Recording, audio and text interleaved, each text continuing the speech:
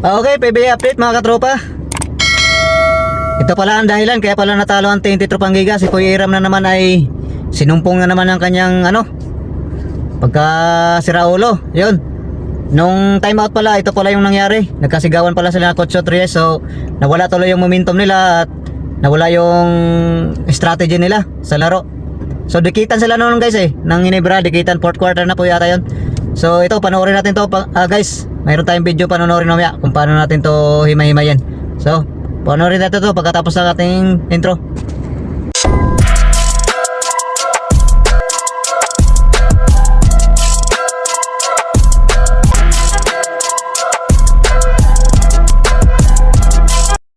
Okay, PBA update mga katropa. Sa pagitan muna tayo ng TNT Tropang Giga ngayon at sa Ginebra maya-maya ay pag-usapan din natin. So ito na nga mga katropa ang update natin sa TNT Tropang Giga.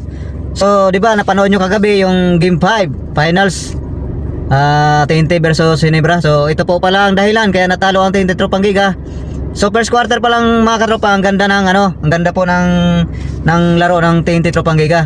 So hanggang second quarter, hanggang sa mag half time ay lamang po ang TNT ng 10, 45-35. Yan. Pagdating ng third quarter, doon na sila na na wala nang momentum.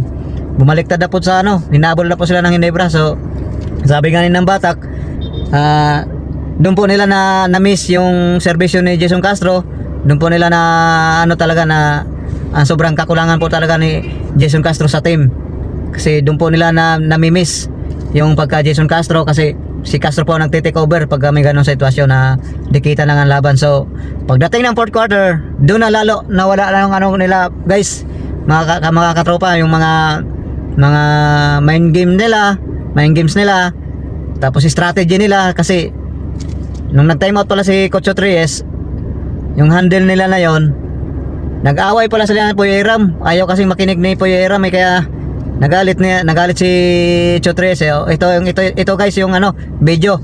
Ito yung video nila, konting video lang to kasi makaka-copyright tayo So yan nga ito, panoorin na to guys, mga TNT Tropa fans. Yan. Yan Yang sigawan sila diyan ni Chotres. Kasi ang sabi ni Chotres, itong gagawin natin. So sabi naman ni Puyo Iram, ano pa ang gagawin sa map na yan? Wala namang silbi. So sabi ni Chotres, nagpaplano nga tayo para makatira yung mga shooter natin. Kung ayaw mo, sabi ni so ito lang guys, yun lang yung video. So sabi nga ni Chotres, nung interview siya, kung ayaw mong pagsabihan, hindi ikaw na mag-coach.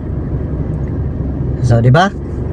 Dahil kay Puyo Iram, mga katropa, ayaw ko naman na sisihin tong si Puyo Iram, kasi magaling naman sana ito si Puyo Iram May laro naman talaga ito Kaso talagang nanggigigil na rin ako Toxic na rin to sa team si Puyo Iram, kaya mga katropa. So nabuisit na siguro si Chotres. Ayun, nagsigawan sila sa sa pag time out nila. So sa bench nila. So yun, nagkagulo-gulo na nga hanggang sa mawala na yung momentum nila, nasira na yung laro, lahat na, kaya natalo ang TNT Tropang Giga nawala na yung momentum nila ba. Kumbaga wala na sila sa focus sa paglalaro, kaya yun, sinamantala naman ng Barangay Ginebra. Yun, natalo tuloy sila. Nawala ang depensa nila, nawala ang diskarte nila, nawala ang opensa nila. So wala, sino mananalo dyan may sirang ulo na na sumisira sa team, sa laro nila. So pagkakaalam ko nito guys, si Puyo Iram baka na to, last na conference niya to sa TNT Tropang Giga. I-trade na rin siguro yan, kasi mahirap yung ganyan.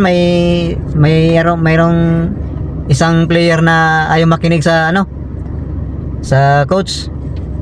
Pag naasar siya, init na ulo, ayaw na makinig, hanggang sa masira yung mga kasamahan niya, mga player. Yan, malaking yan sa kasiraan sa team si Puyo Iram. Kaya siguro next year, siguro pagkatapos itong series na to, baka i-trade na yan sa Blackwater yan. Sigurado, ang ipapalit dyan ay si Christian David. Makatangkad din yun guys, pero may tira din sa tres. Parang laro ano na ay si Optana din. Pero matangkad yun kay Optana. Kasi kaya hindi na nila kailangan si Puyo Hiram. Mayroon naman tayong ano BJR si Ganuelas Roser, si Brandon Ganuelas Roser. Kasi maglalaro na yun sa All Filipino, pati si Galinato yan. So yun lang mga katropa, yung update natin. Sana bigyan pa ng, sana bumawi si Puyo Hiram sa Miyerkules sa Game 6. Patunayan niya na na karapat dapat pa siya sa team. Maghingi siya ng sorry sa kay Chot Reyes, sa coach niya. So sana manalo pa sila sa Game 6. Kung wala na. Champion na ang Ginebra. Wala tayong magagawa. Kasi kulang naman din tayo sa players. Wala si Kuya Jason Castro. So yun lang po, at maraming salamat sa inyong panonood. God bless all. Bye bye.